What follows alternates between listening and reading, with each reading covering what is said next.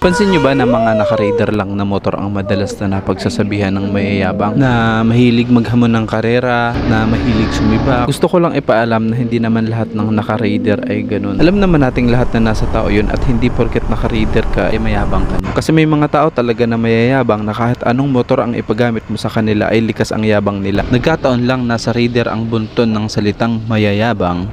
Kasi Raider ang choice nila dahil malakas ito kahit all stock lang. Pero hindi ko sinasabing Raider ang pinakamalakas at pinakamabilis sa mga lower cc, especially sa mga 150cc. Kaya naman kapag ginamit ito ng mayabang tapos nakita ito ng kapwa mayabang, wala na, lahat na nagkayabangan na. Kaya isipin na ngayon nung nakakita basta talaga naka-radar, mayabang na. Kaya naman kahit na anong motor ang ipagamit mo doon sa mayabang na yun, mayabang talaga siya. Pero meron din naman talaga na naka-radar na humble, na kahit sobrang lalakas ng motor nila at ang laki ng mga nagastos nila, yung iba nga karamihan mga mekaniko